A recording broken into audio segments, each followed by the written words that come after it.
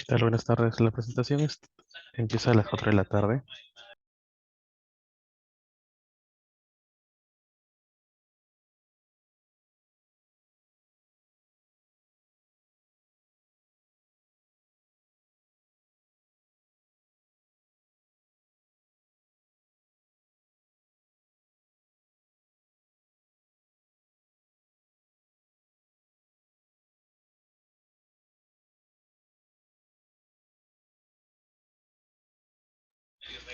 ¿Qué tal? ¿Cómo están? Buenas tardes.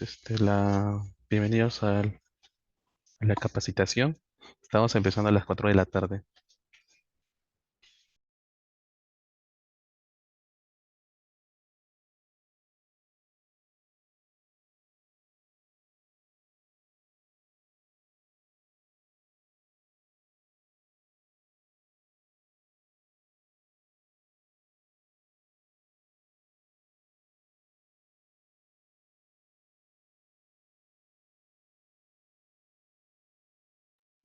Pues para comentarles que que habrá un formulario de asistencia que se va a enviar por el chat a mitad de la capacitación.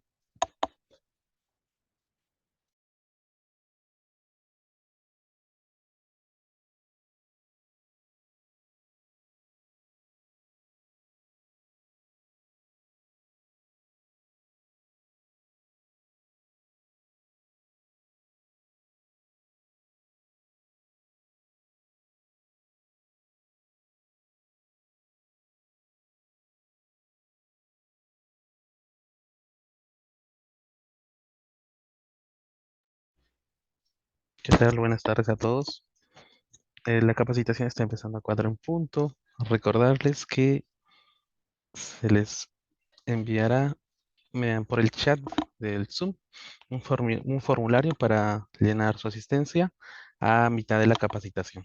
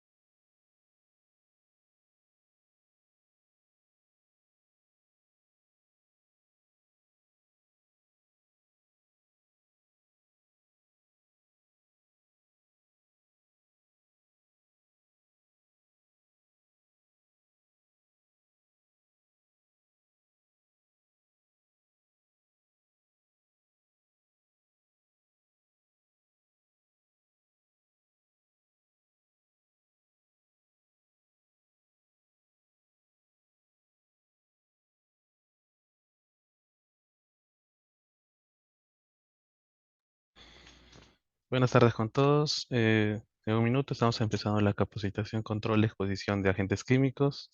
Recuerden que a mitad de la capacitación se les enviará una lista para llenar su asistencia.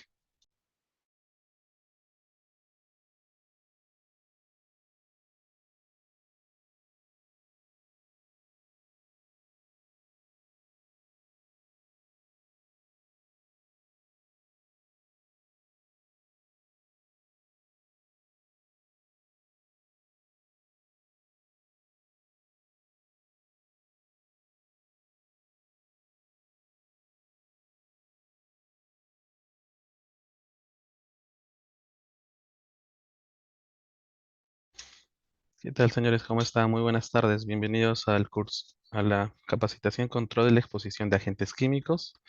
Vamos a dar inicio. Soy el ingeniero de higiene y seguridad industrial Gary Ustúa Zambrano. Y en esta ocasión el tema que vamos a desarrollar es control de exposición de agentes químicos. Mm, Previo a la exposición, recordarles que las semanas pasadas se ha desarrollado un seminario un curso virtual que realizó la SUNAFIL con respecto a la evaluación de agentes químicos, físicos y biológicos. El día de hoy vamos a dar un recuento sobre los control de agentes de exposición para los agentes químicos.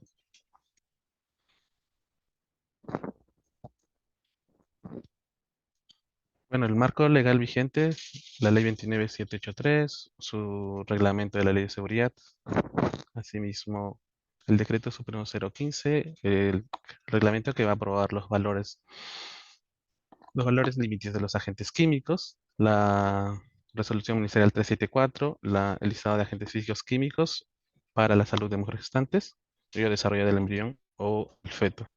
La ley 28806, la ley general de inspección del trabajo y sus modificatorias. Asimismo, su reglamento y también las modificatorias, y terminamos con la resolución ministerial 480-2008 MINSA, la norma técnica de la salud que establece el listado de enfermedades ocupacionales y asimismo otras normas sectoriales que se podrían aplicar. Empecemos con la definición de los agentes químicos. Van a ser todos los elementos o compuestos químicos que por sí solo o mezclado, tal como se presentan en su estado natural, o cuando es producido, o utilizado, o vertido, o incluido, o también invertido en como un residuo en una actividad laboral, se haya elaborado o no de manera intencional y se haya comercializado o no. Van a existir muchas actividades laborales en las cuales se van a usar estos productos o sustancias químicas y el trabajador va a estar expuesto a estos contaminantes, ya sea manejando pesticidas, aceites, disolventes, álcalis, aerosoles y otros. Así también mismo lo podemos ver en las actividades de construcción, en las actividades de soldadura, también en la agricultura, y así mismo como la exposición a, por ejemplo, al vapor de mercurio en algunos laboratorios.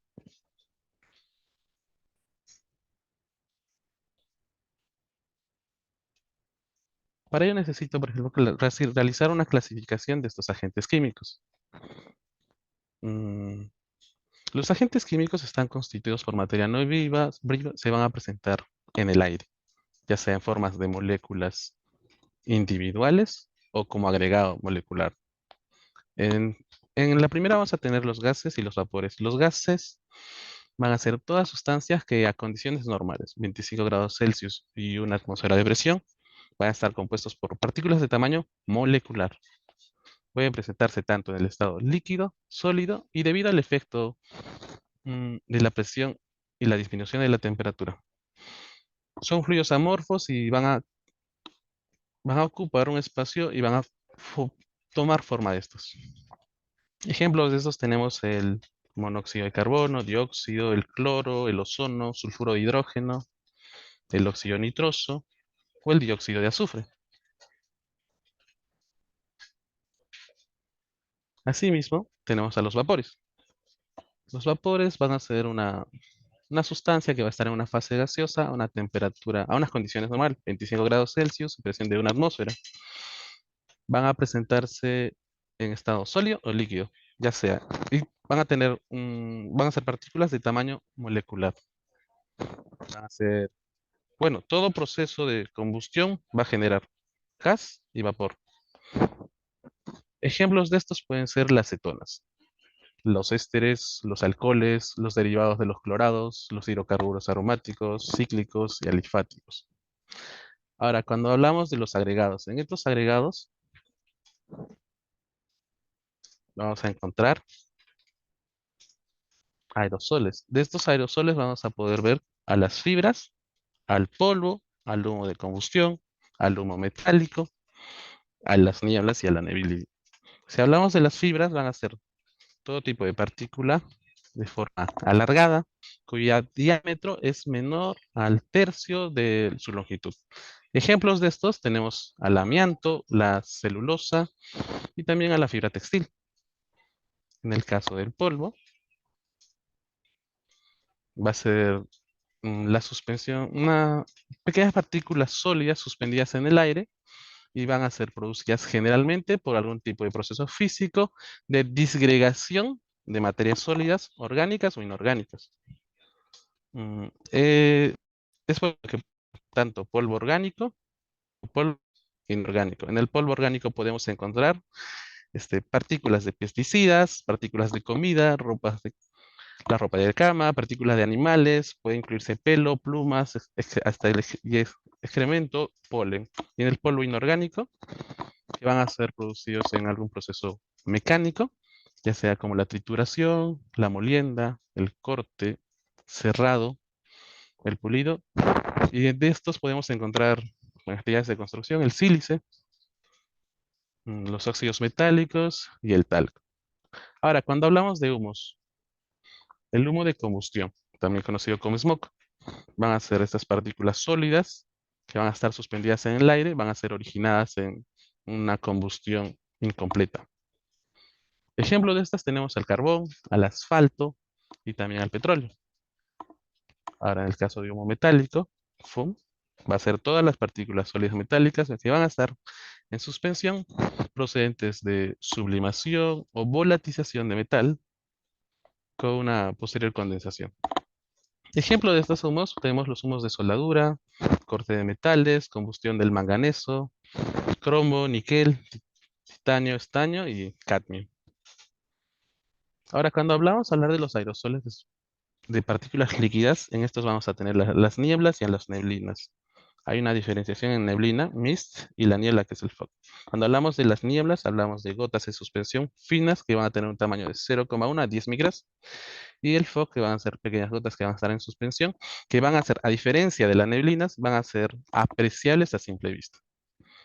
En estos tenemos ejemplos de niebla, el aceites, nieblas de aceite o nieblas de pintura por pulverización, porque estas nieblas también pueden ser producidos por un estado disperso por salpicadura, espuma o atomización. Cuando hablamos de las vías de ingreso de los agentes químicos,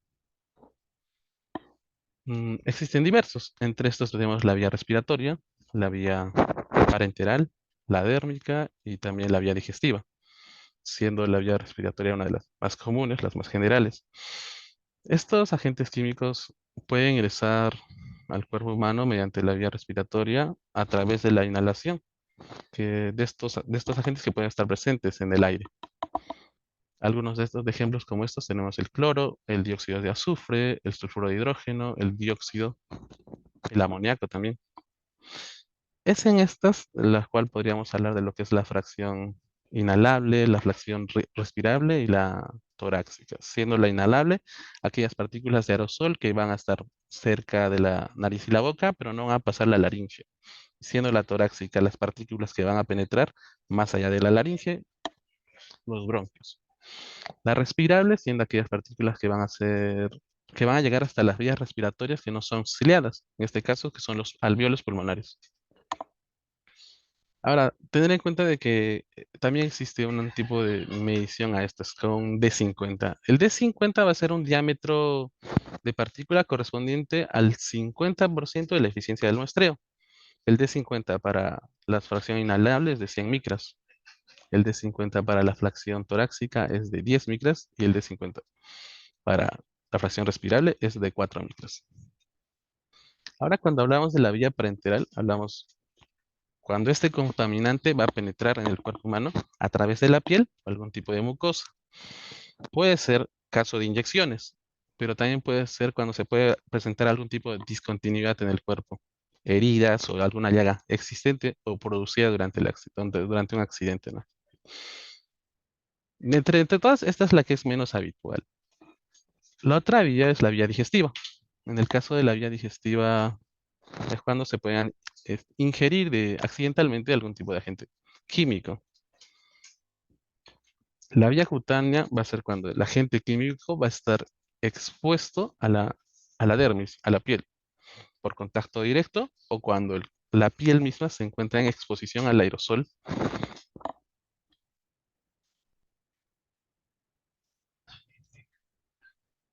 Ahora, el nivel o grado de daño a la salud. El nivel que va a generar la exposición a un agente químico va a ser determinado por diferentes variables. Una de estas es la concentración. En este caso, las concentraciones generalmente se van a medir en miligramos por metro cúbico y también en partículas por piñón, el ppm. En el miligramo por metro cúbico van a ser la concentración de contaminantes químicos en general.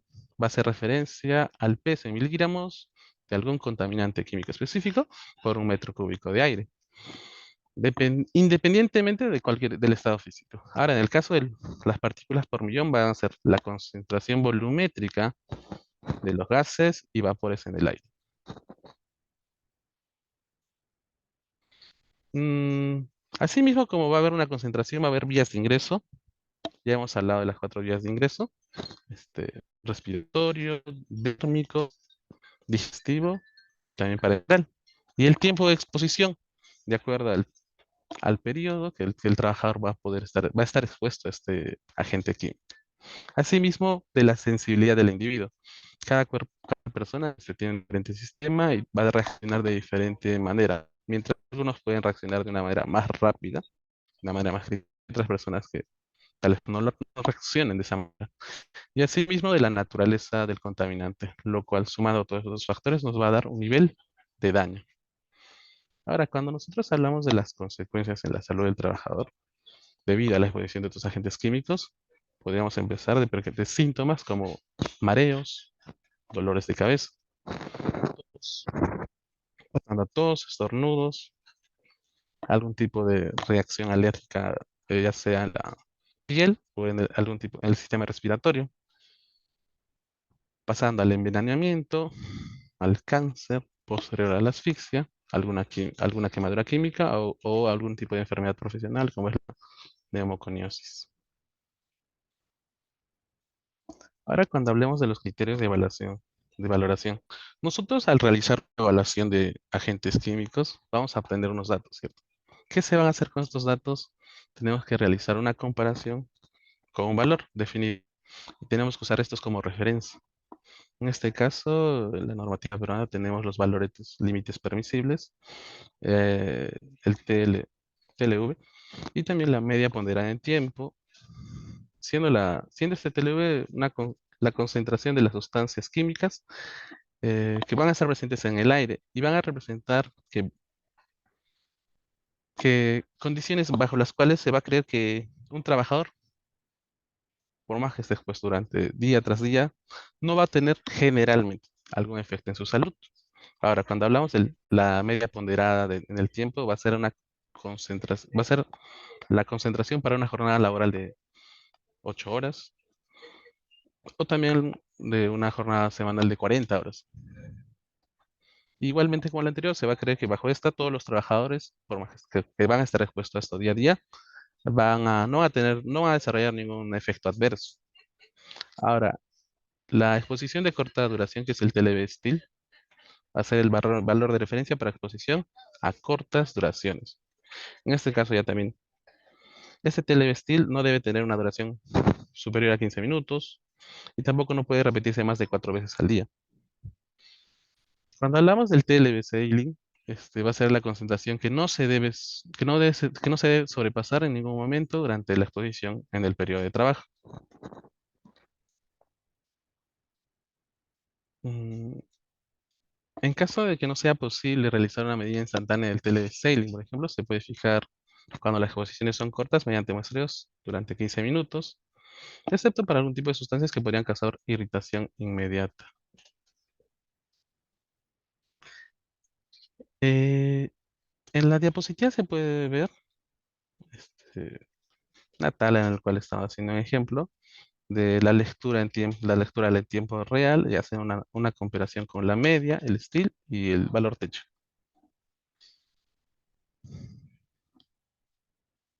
Ahora cuando vamos a hablar de las medidas de control, hay que tener en cuenta algo, que estas medidas de control pueden ser aplicadas al agente químico en sí mismo, al local de trabajo, al al proceso de instalación y asimismo al método de trabajo. Nosotros podríamos guiarnos también en este caso con una jerarquía de control. Para este caso tenemos técnicas de control, siendo una de estas la eliminación. En este caso va a implicar la desaparición física de este elemento químico, ya sea en el proceso, en la organización o en el procedimiento de trabajo, haciendo referencia al anterior. También tenemos la ventilación, la reducción, la eliminación, la reducción, el aislamiento, la ventilación y el hecho de impedir la exposición del trabajador y el uso de protección personal. Para el caso de la eliminación, nosotros podemos sustituir este, por otro producto, otro proceso o distribuirlo en un método de trabajo. Lleva consigo también la desaparición del riesgo, aunque el nuevo producto, proceso o método tendrá riesgos mucho menores.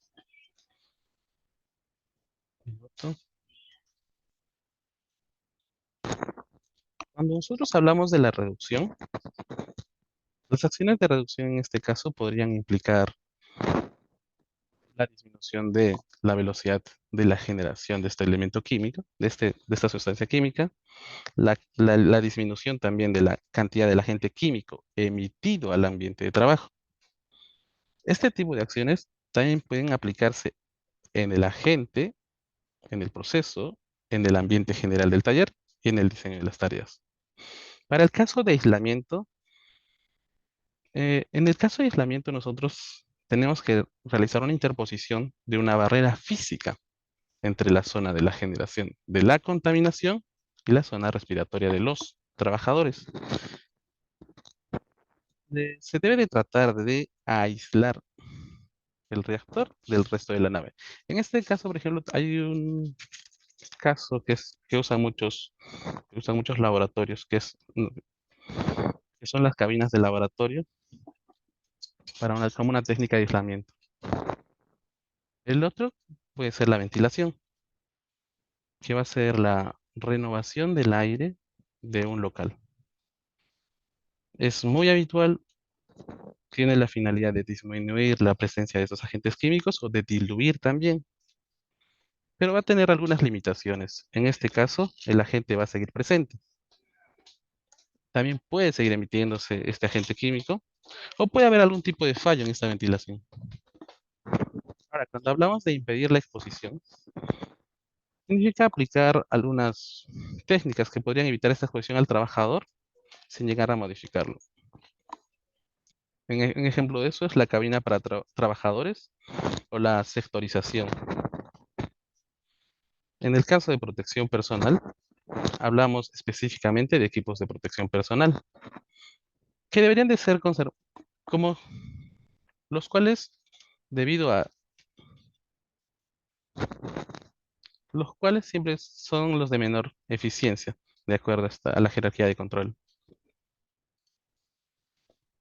Acciones sobre el agente químico. En este caso, ¿qué acciones podríamos tomar sobre un agente químico?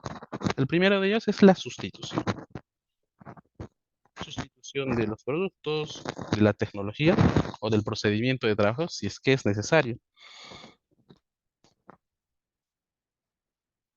Para sustituir un producto químico, por ejemplo, necesitamos además de eso saber información. Cuando vamos a sustituirlo con un tipo de producto nuevo, debemos de tener la información toxicológica suficiente del siguiente producto que se va a usar. Asimismo, este nuevo producto químico que se va a usar tiene que tener una menor toxicidad para cualquier vía. No tiene que tener efectos cancerígenos, no tienen que ser corrosivos o irritantes, ¿no? Ahora, en el cambio de presentación, en este caso, por ejemplo, si tenemos algún tipo de agente químico en forma de polvo, deberíamos de tratar de buscar este tipo de agente químico en forma de pasta o algún tipo de gránulo compactado. Cuando nosotros hablamos sobre acciones, un control sobre la acción, sobre el proceso o instalación, el caso de cerramiento del proceso.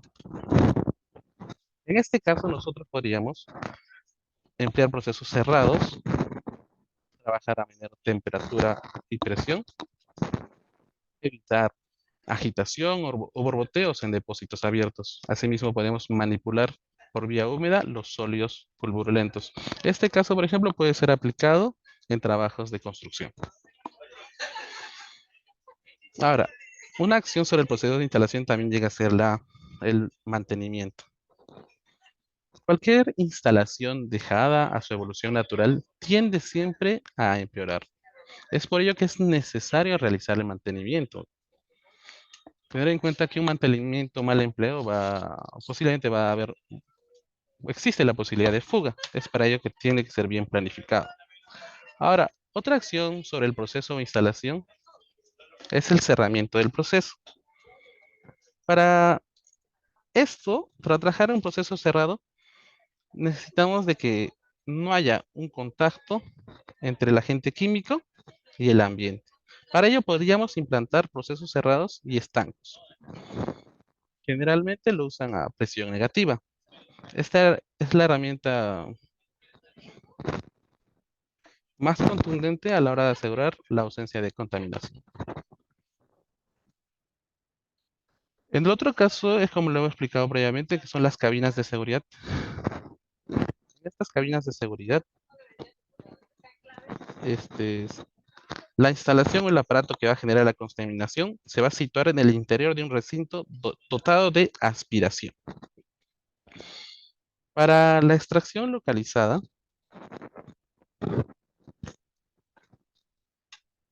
bueno, en este caso nosotros necesitamos situar cercano al lugar donde se va a producir la emisión de este contaminante una campana de aspiración de aire, con el objetivo de que la corriente de aire creada por la aspiración arrastre el contaminante hacia la campana, evitando de esta manera una dispersión en el ambiente.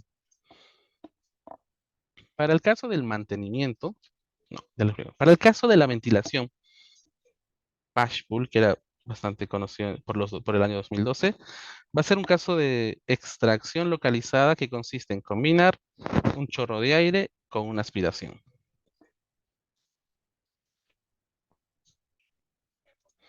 En el caso de acciones en el local de trabajo, vamos a presentar 6 casos, que va a ser el rediseño de la distribución de la planta, la segregación de zonas, duchas y cortinas de aire, limpieza de instalaciones y maquinarias, la ventilación general y también las cabinas de control. Para el caso de rediseño de distribución en la planta, tenemos que tener en cuenta que tanto la distribución en planta y las operaciones auxiliares del transporte interno y del almacenamiento son el resultado de sucesivas ampliaciones y modificaciones. Para ello, nosotros podríamos mantener en circulación la mínima cantidad posible de materiales, simplificar al máximo las líneas de transporte interno y evitar el almacenamiento de productos intermedios. En el caso de limpieza de instalaciones y maquinarias, la limpieza es una de las medidas preventivas bastante importantes que se aplica en la 5S. Y esta limpieza por ejemplo, en el caso de un material particular, se tendría que hacer con métodos húmedos. Ahora, en el caso de segregación de zonas, para aislar una zona se debe llevar a cabo operaciones que son, bueno, se aísla una zona que generalmente tiene que tener operaciones que tienen un potencial de contaminante en un recinto específico. Para ello, ¿qué podríamos hacer? Aplicar medidas preventivas particulares. Podemos minimizar el número de personas expuestas en este lugar y asimismo se podría gestionar la utilización de los equipos de protección personal.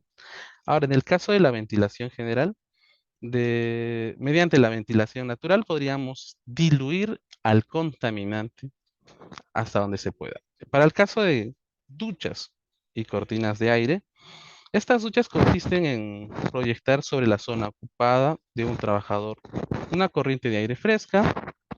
Tiene la, fi- tiene una final, bueno, tiene la finalidad también de diluir el contaminante. En el caso de cabinas de control,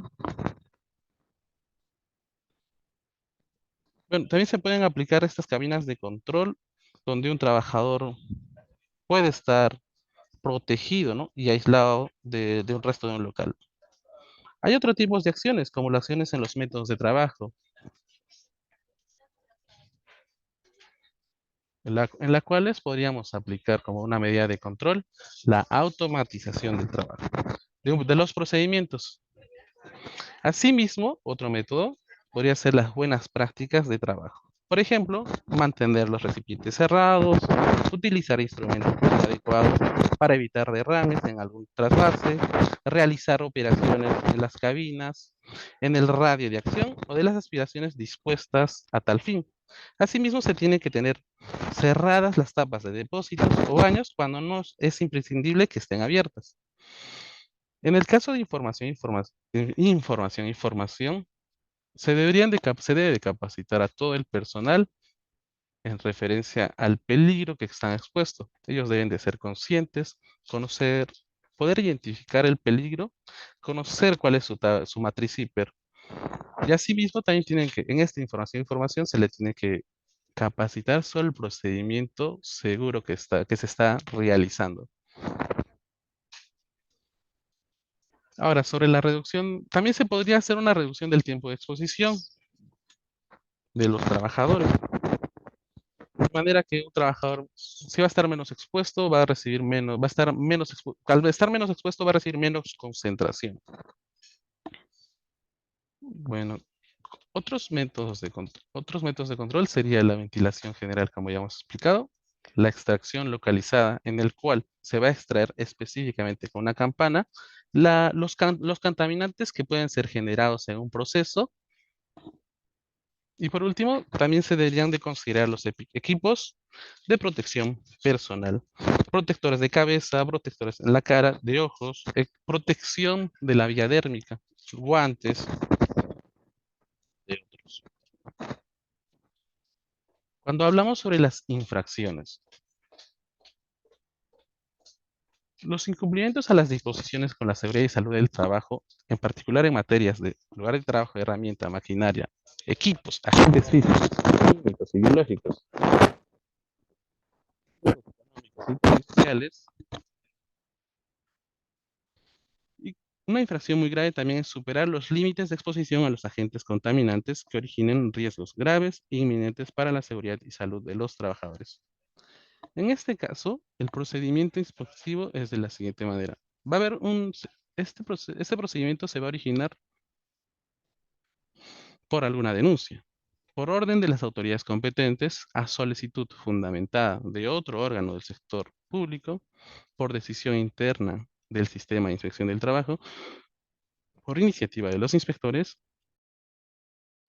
a petición de los empleadores y los trabajadores u otros organismos sindicales. Una vez hecha una denuncia o una solicitud, se va a pasar a una orden de inspección, la cual puede ser concreta o genérica, y se va a asignar a un inspector. Ahora, en un máximo de días se va a realizar lo siguiente. Se puede realizar de acuerdo a esta modalidad visita de inspección. En esta visita de inspección les podrían pedir información sobre el monitoreo de sus agentes ocupacionales. En este caso, el agente químico, en el cual se le puede pedir tanto el registro o también como el informe de monitoreo. Asimismo, otra modalidad es la comparecencia, la comprobación de datos eh, y también el requerimiento de información por medios de sistemas de comunicación electrónica. Estas me- Esto va a concluir una medida inspectiva que puede ser un requerimiento, una advertencia o una paralización. Y todo este procedimiento inspectivo en un máximo de 30 días no prorrogables desde el momento que se realizó la visita, va a terminar en un informe de inspección o acta de infracción.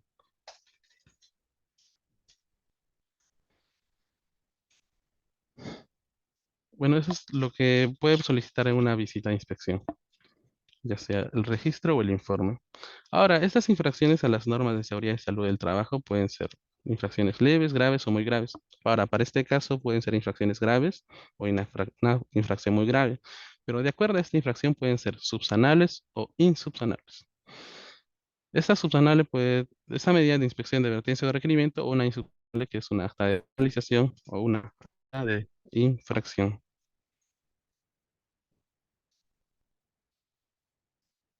Disculpa. Disculpa. Ah, al- ¿Qué tal? ¿Cómo están? Uy,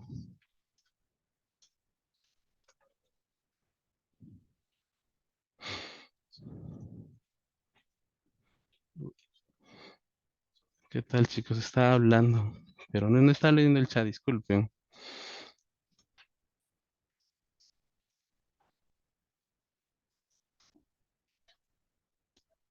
Llega a ver las diapositivas. No se visualiza la PPT.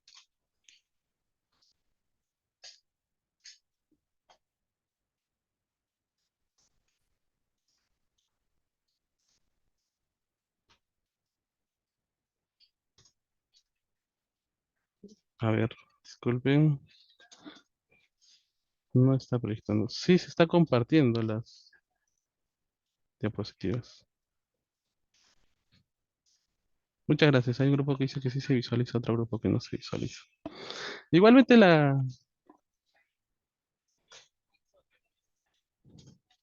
a ver,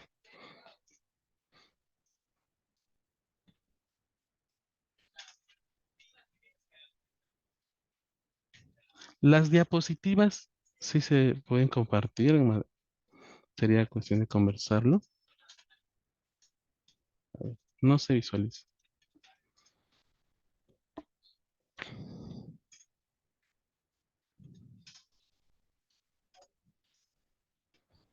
Bueno, en este caso, a ver,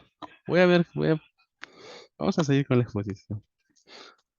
Si este procedimiento inspectivo puede terminar un informe de inspección o una acta de infracción. Esta acta de infracción puede ser, esas infracciones pueden ser subsanables o insubsanables. Y va a haber una escala de multas que pueda ser expresada en soles. En este caso pueden ver bueno, la siguiente imagen, ¿no? Tener en cuenta de que se va a hacer de acuerdo a la gravedad. En este caso es grave, muy grave. Y también de acuerdo a si es a una microempresa, una pequeña empresa o una no MIPE, también se va a tomar en cuenta el número de trabajadores afectados.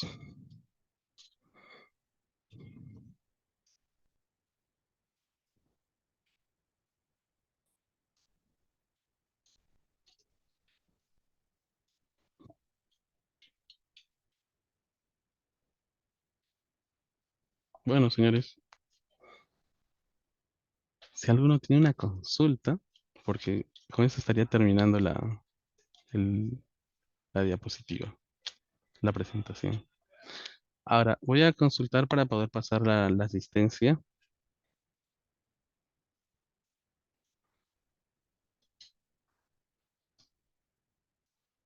Un minuto.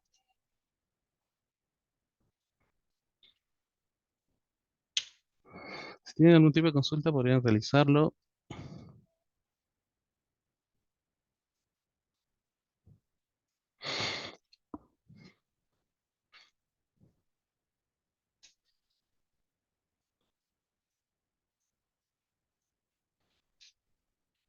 Se va a compartir la lista de capacitación. Pueden presentarse.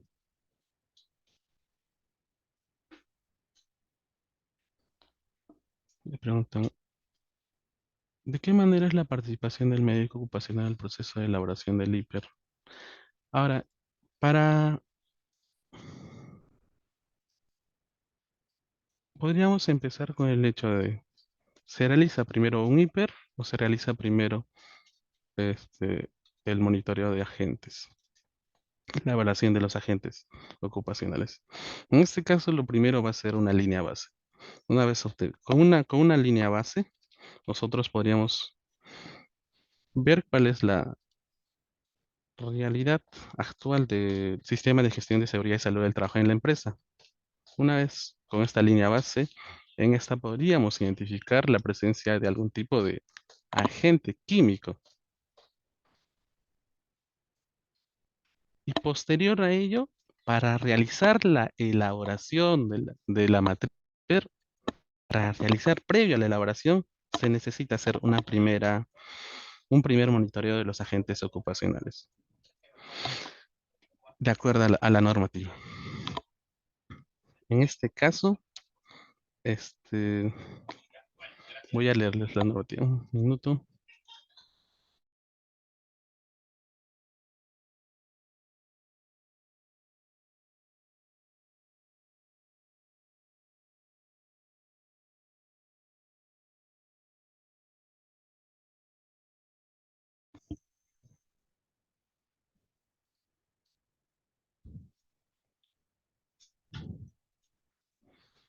Ahora hay otra pregunta que me dicen, ¿qué tipo de infracción es no tener el registro de monitoreo ocupacional y cuándo asciende la multa?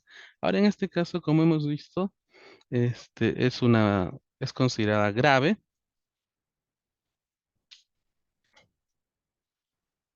Y ahora, de acuerdo a la tabla que les he presentado, voy a volver a compartirlo.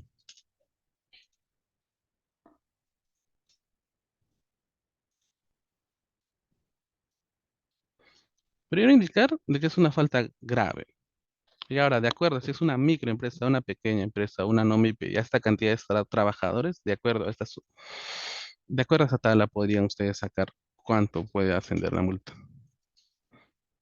Las infracciones lo pueden encontrar en el reglamento que van a ser la, el 27.9 y el 28.5 del reglamento de la ley de inspección.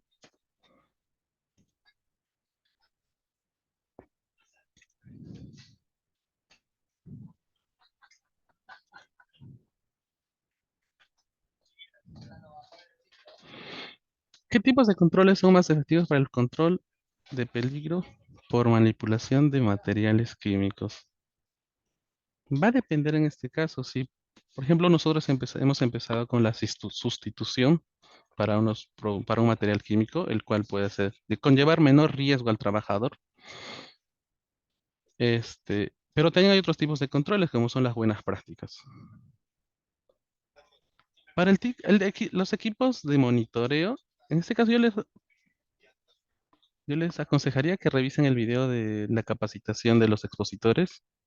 Hay un especialista en higiene que te enseñó el caso. ¿Qué acciones se deben tomar si un almacén no se respeta las señalizaciones ni hoja de vida correspondiente a los productos inflamables? Ahora, en este caso, si tú eres el empleador, tú deberías de considerar en tu reglamento interno las sanciones por algún tipo de acto inseguro que se está ocurriendo en tu trabajo. ¿Existe alguna entidad que apoya a las empresas de forma gratuita a realizar monitoreos? En este caso, por ejemplo, yo te recomendaría de que si lo plantearías de otra manera la pregunta, tú podrías con alguna universidad realizar este monitoreo. Hubo un expositor en la Sunafil hace como un mes, el cual para agentes biológicos, ellos están abiertos, ¿no? Para hacer ese tipo de investigación, como investigación, más no como el monitoreo en específico.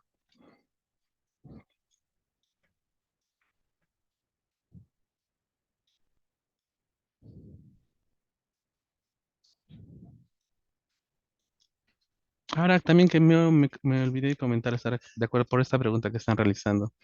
Eh,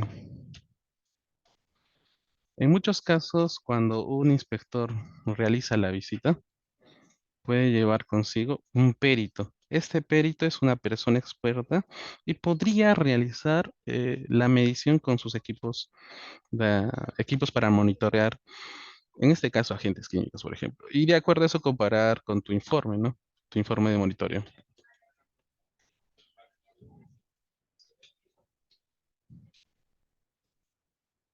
Para compartir el video de capacitación, voy a comunicarme con el área de comunicación para que pueda facilitarlos.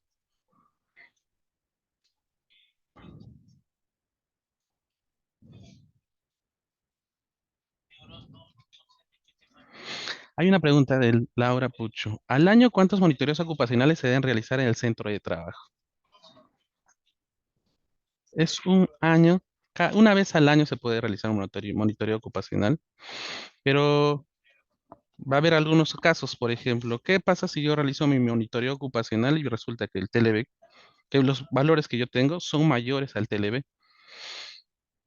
Voy a realizar, por ejemplo, voy a realizar un tipo de control, digamos, ventilación para diluir este contaminante.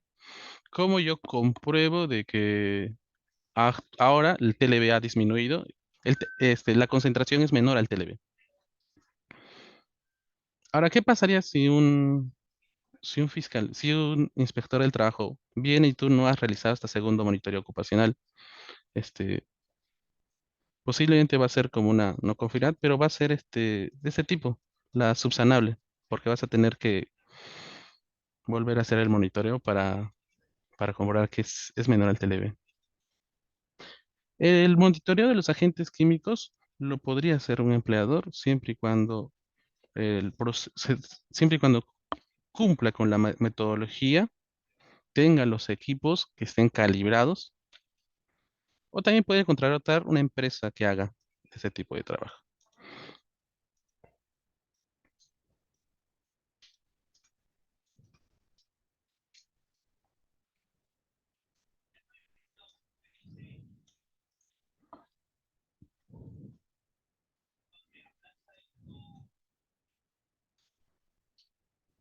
¿Algún tipo de pregunta más? Sobre la diapositiva voy a pedir al área de comunicaciones para que puedan compartir con bueno, con los contactos que han participado.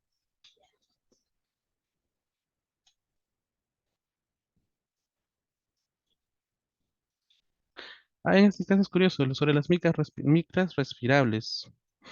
Jackson Ruiz pregunta sobre las micras respirables. Por ejemplo, si nosotros revisamos la información que nos da el Instituto Nacional de Seguridad y Salud de Trabajo de España, ellos al, por, al- bueno, por inhalable, torácico y respirable no le dan un número, ellos le dan una propiedad.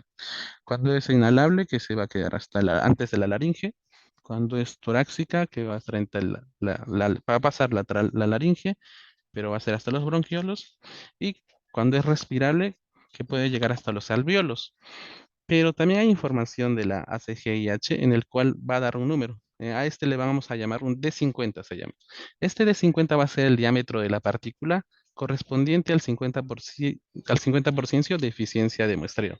En el caso de inhalable, este D50 tiene que ser 100 micras. En el caso de torácico, este D50 es 10 micras. Y en el caso de respirable es 4 micras.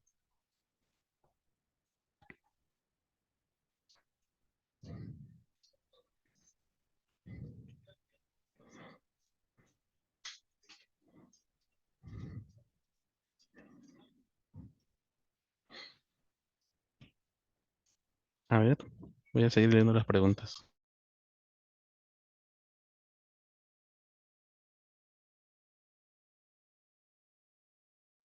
Cuando hablamos sobre la calibración de los equipos de monitoreo, con la finalidad de tener una confiabilidad y precisión en los equipos, se debería de realizar una vez al año. Pero claro, no existe una ley que te diga eso.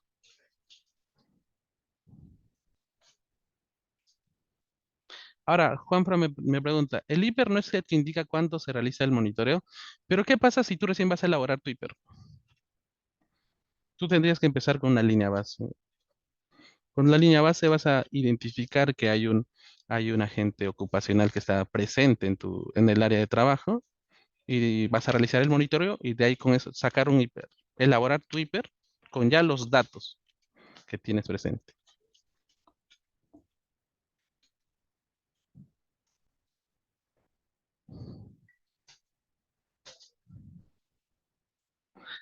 Ahora, en el caso de usos de los NTPs, existe una variedad de NTPs para diferentes equipos de protección personal.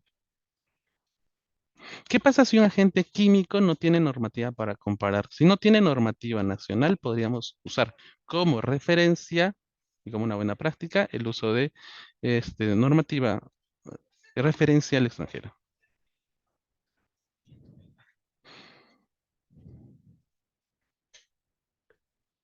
Una pregunta que Bueno, realiza una pregunta sobre por qué es importante el IPC. Es necesario que tú identifiques cuáles son los peligros que hay en tu trabajo y de acuerdo a eso vas a evaluar, que vas a asignarle un riesgo y para ello, posterior a esta asignación del riesgo, vas a aplicar una medida de control. Y este IPC, por ejemplo, lo tienen que conocer todos los trabajadores. Y asimismo, cuando realizas la elaboración, también te pide la participación de los trabajadores en esta elaboración.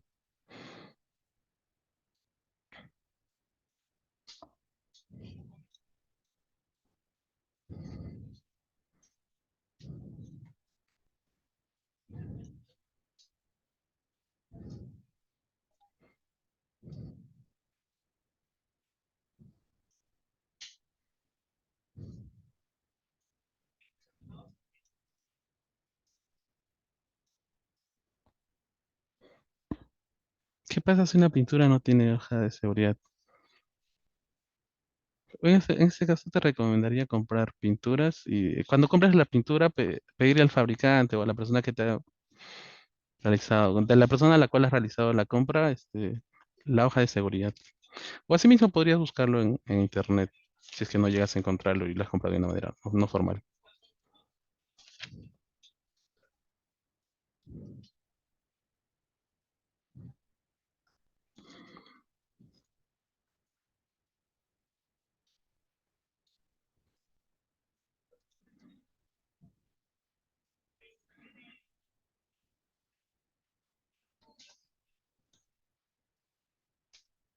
Si tienen alguna pregunta más.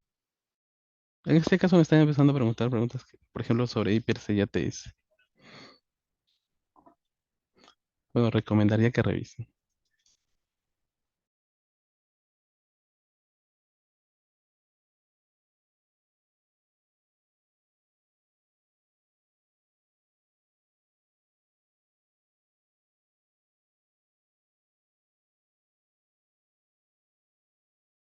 Hay una pregunta de Hugo Valdés que dice, ¿puedo denunciar un lugar donde se cumplen las medidas de seguridad en almacén de químicos? Sí podrías, porque se estaría atentando. Las condiciones de seguridad en el lugar de trabajo no son las adecuadas. Se puede realizar una denuncia.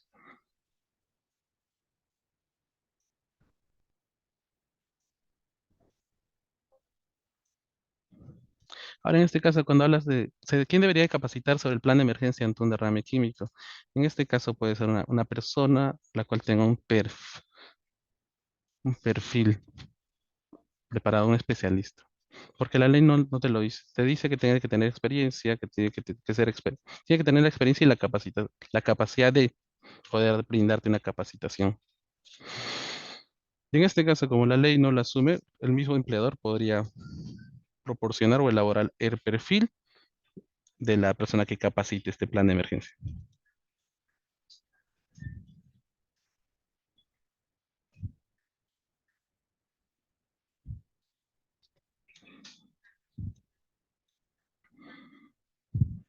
Nilo Barres ha comentado, ya no es hoja de seguridad, es FDS. Sí, creo que ya cambió, ha cambiado del MCDS al FDS. Voy a actualizarme en ese tema.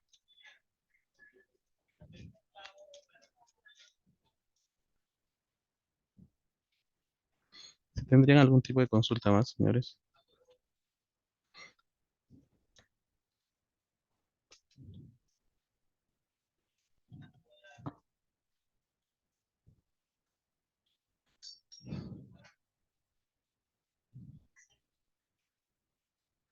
A ver, en un instituto educativo el personal de limpieza utiliza productos químicos de bajo riesgo.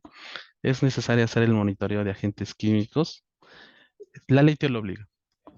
La ley obliga a realizar un monitoreo de agentes ocupacionales.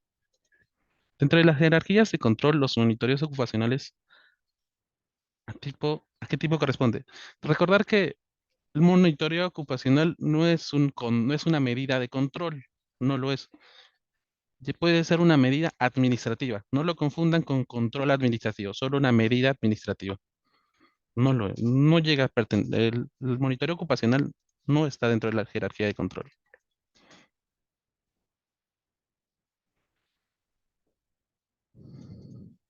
Freddy, sobre la pregunta que realizas, ¿cada cuánto tiempo debería evaluarse una persona que trabaja con gases contaminantes? En este caso, hay dos respuestas. Primero, siguiendo la ley 29683 y su reglamento, la actualización del sistema de gestión de seguridad y salud del trabajo es una vez al año. Se tiene que realizar una vez al año. Pero también, ¿qué pasa si tú realizas la evaluación y la concentración de este producto, de este agente químico es mayor al TLB? Va a aplicar una medida de control. Ya lo comenté, una ventilación, por ejemplo, para mejorar, realizar, por ejemplo, una extracción focalizada con la finalidad de que la concentración baje. Pero tú, ¿cómo comprobarías luego esto de la concentración que, que la concentración es menor a este TLB? Nuevamente necesitas realizar un segundo monitoreo.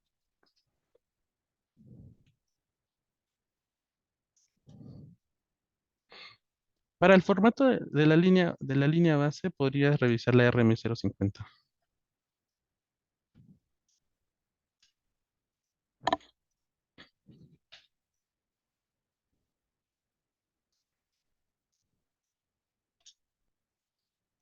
A ver, una empresa de máscaras full face. Si la empresa da máscaras full face, pero no hace el cambio de filtros con regularidad en caso de una fiscalización, ¿en qué tipo de sanción podría enfrentar? Para este caso, este, se tendría que tomar en cuenta el reglamento de la ley de inspección. A ver,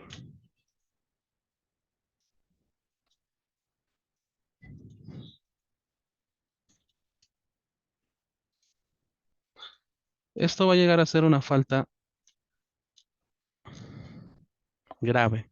Y de acuerdo al tamaño de la empresa, de acuerdo a que si la empresa es micro, pequeña o no MIPE, y de acuerdo a la cantidad de trabajadores, va a tener una multa, ¿no? Definida.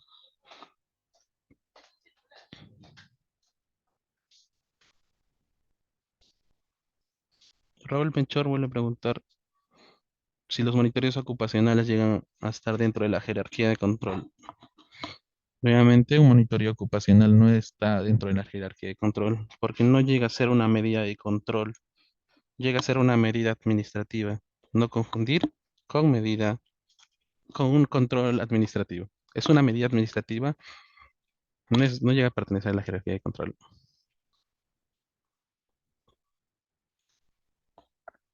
En el caso de la ficha que me está preguntando María Susana, la ficha MCDC, cuando se realiza la compra del producto químicos, debería de brindarte el vendedor o el fabricante.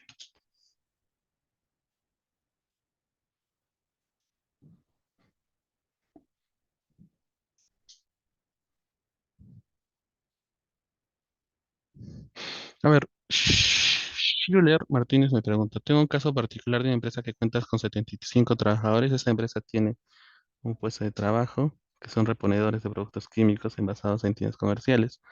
Según los requerimientos del cliente, van desde sus casas directamente hasta las tiendas. ¿Qué monitoreos debería hacer en este caso?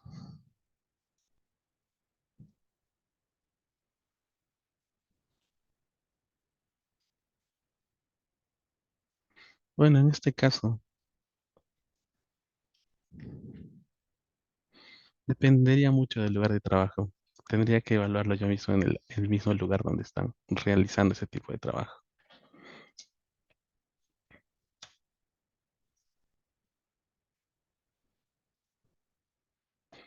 Freddy, cuando preguntas cada cuánto tiempo debe evaluarse al personal que solo trabaja con diversos tipos de gases en un laboratorio, ¿estás hablando evaluación al personal? Creo que ya eso ya vendría a ser examen médico ocupacional, si eso haces referencia.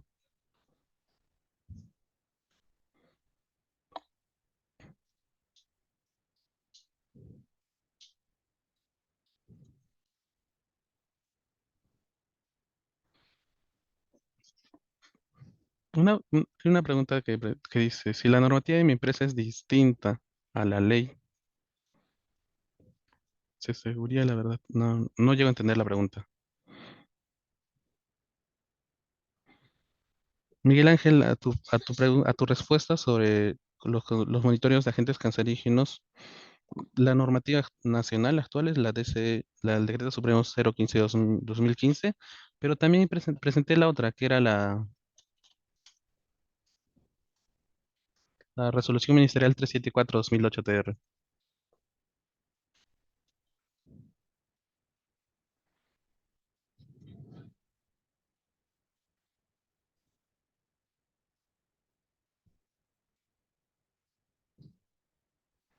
Sobre la pregunta previa, que me preguntaron que la empresa que maneja diferente normativa a la nacional, que eso es lo que yo entiendo. Mm, Tener en cuenta de que se debe de cumplir la ley peruana, pero si es que vas a aplicar algún tipo de estándar extranjero, este, se podría aplicar siempre y cuando los, siempre y cuando este estándar es mucho más seguro que el peruano, que la ley peruana.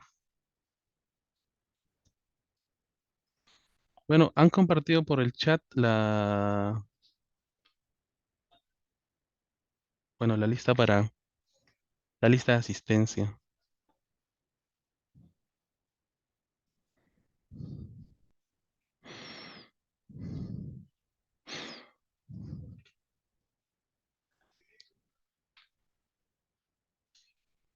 Claro, eso es lo que estoy respondiendo, Fernando. Tiene que ser considerado primero la jerarquía nacional.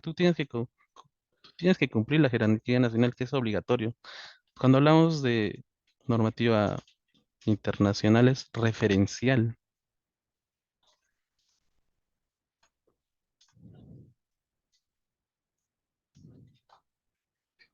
En el caso de, de la pregunta del señor Díaz Ruiz, para este se debería hacer un tipo de investigación y posiblemente va a terminar en algún tema judicial,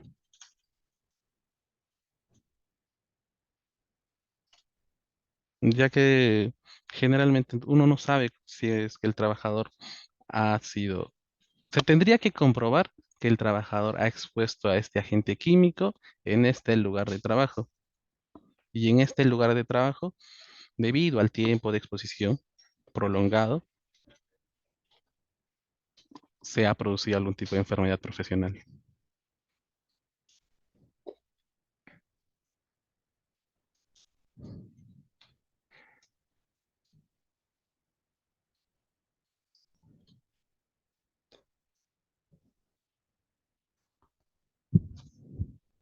Bueno, voy a comunicarme con la área de comunicación para poder compartir el material de lectura. Sí,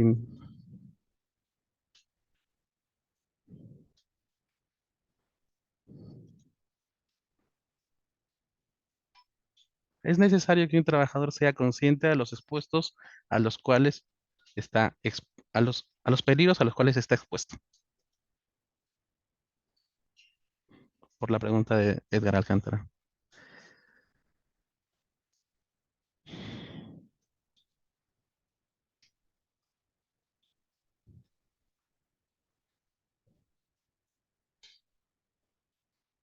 Bueno, en este caso hubo muchas preguntas de seguridad y ahora en este caso de emergencia. Este, en este caso yo pediría que le puedas preguntar a tu supervisor de seguridad y salud del trabajo específicamente ese tema.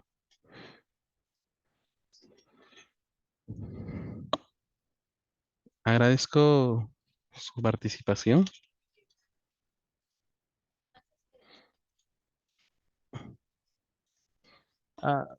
Agradezco su participación y por último voy a responder la pregunta de Aide García. ¿Qué pasa si una empresa de transporte traslada mercadería peligrosa sin estar autorizada? Posiblemente puede ser denunciada.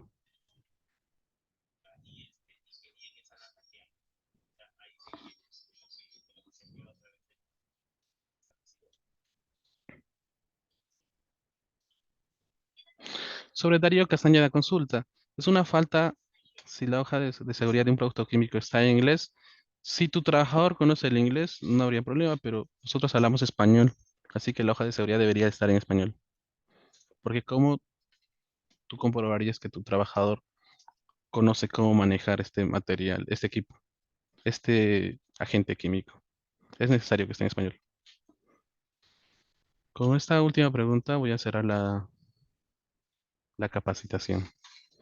Voy a comunicarme nuevamente con el área de comunicación. Ahora, sobre las fuentes que he usado para realizar esta diapositiva, en el caso de... Hay una persona que está preguntando por la diapositiva 4. La fuente es el autor en específico llegaría a ser Javier Barraza, Emilio Castejón y Javier Guardino, un libro de higiene industrial.